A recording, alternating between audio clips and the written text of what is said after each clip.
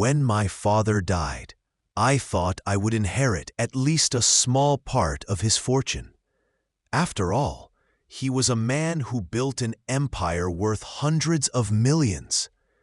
But when the lawyer opened the will, I felt the air leave my lungs. My brother got everything: the houses, the companies, the accounts. Me? I got nothing, not a single dollar. My father's words cut deeper than any lawyer's speech. You were lazy. You didn't earn it. That humiliation burned me alive. And before I continue, if you've ever felt underestimated or pushed aside, subscribe. You'll want to hear how this story ends. At first, I wanted to scream, to tear the papers in front of everyone. My aunts whispered, my cousins smirked.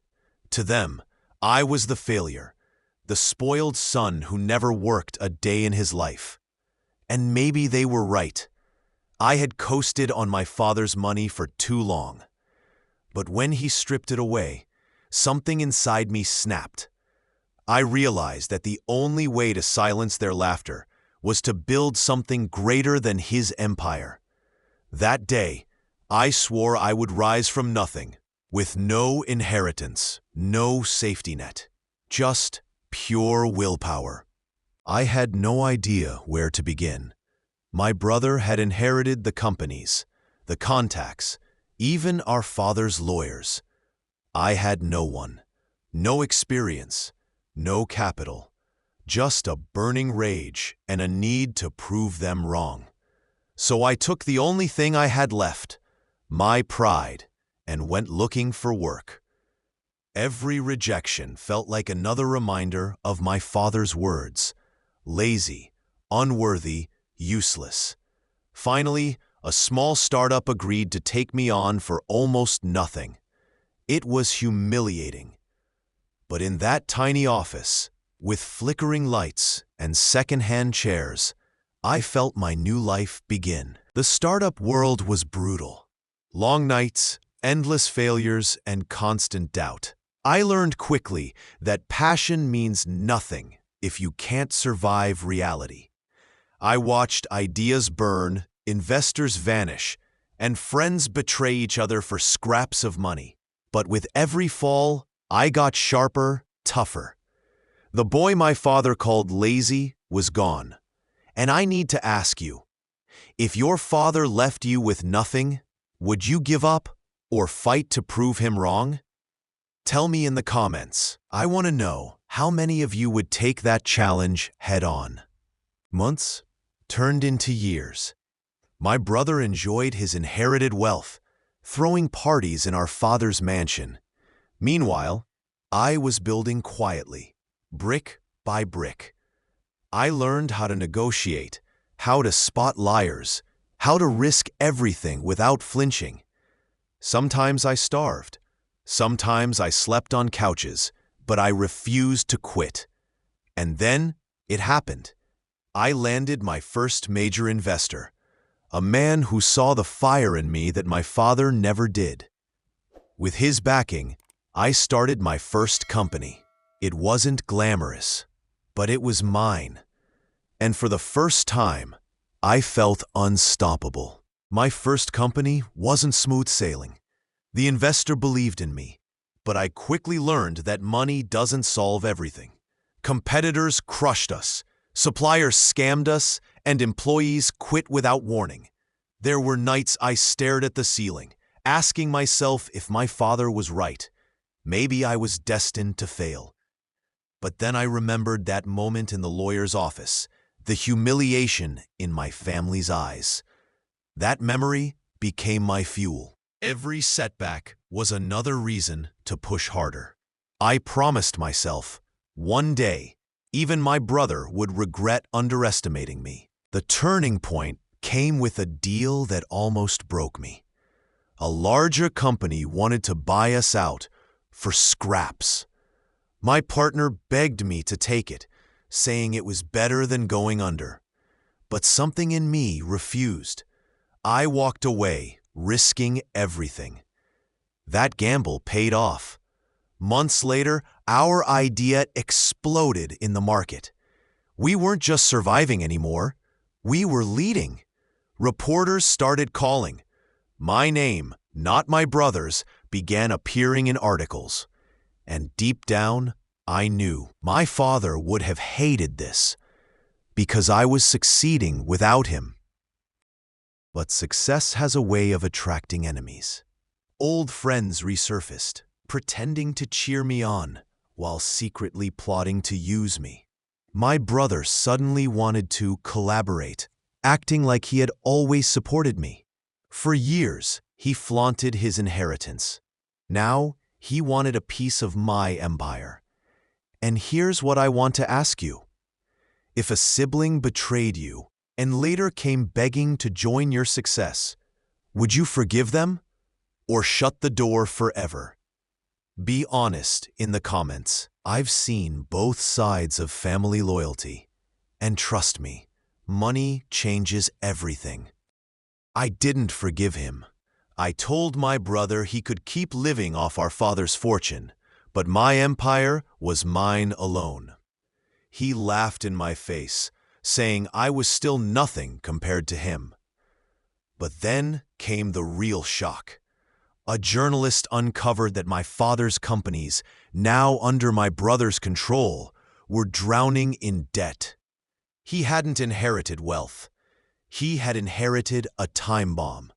Suddenly, the lazy son who got nothing was thriving, while the golden child was about to lose it all. The irony was too perfect, but it also terrified me, because when powerful men fall, they don't go quietly. My brother grew desperate. He started calling me, begging for money, threatening me when I refused. Then lawyers arrived at my office, waving lawsuits.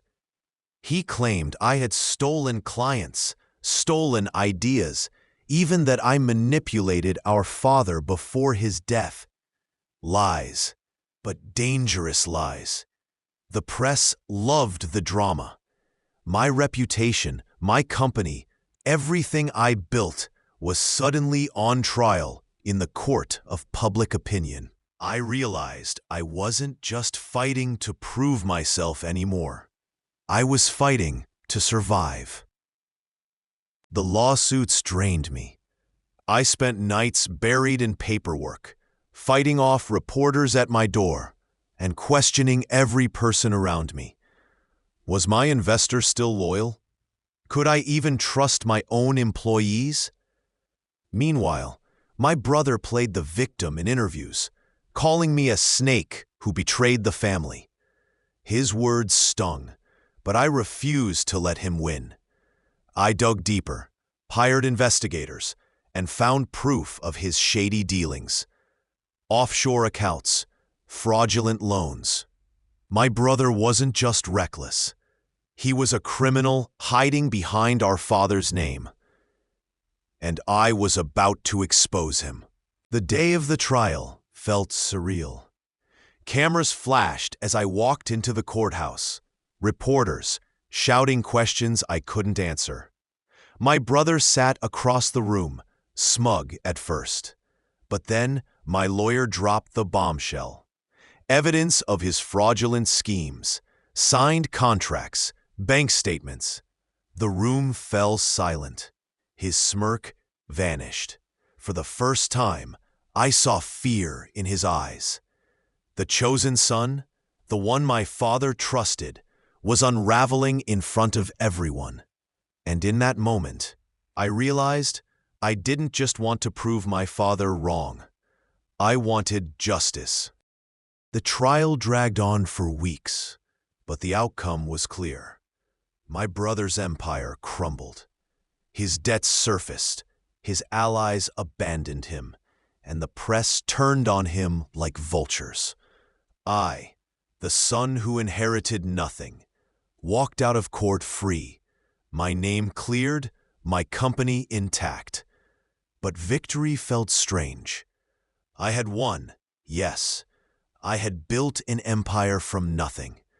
Yet deep inside, I still longed for something I would never have: my father's approval.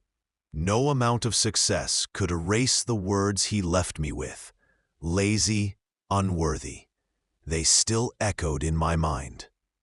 But here's the truth I've learned. You don't need anyone's approval to define your worth, not even your parents'. My empire is mine because I built it, brick by brick, scar by scar. My brother's downfall wasn't just about greed. It was about weakness. He relied on inheritance. I relied on resilience. And in the end, that's what makes the difference. Looking back, maybe my father knew what he was doing. Maybe leaving me nothing was the greatest gift he could have given me. It forced me to become the man he never believed I could be. Today, my brother is bankrupt, hiding from the world. I'm still here, running a company that bears my name, not my father's. Sometimes, I wonder if he would be proud of me now, or if he'd still see that lazy boy he once despised. Either way, I no longer care. I proved myself. And I'll tell you this: the sweetest revenge isn't money, it's independence. Thank you for listening to my story.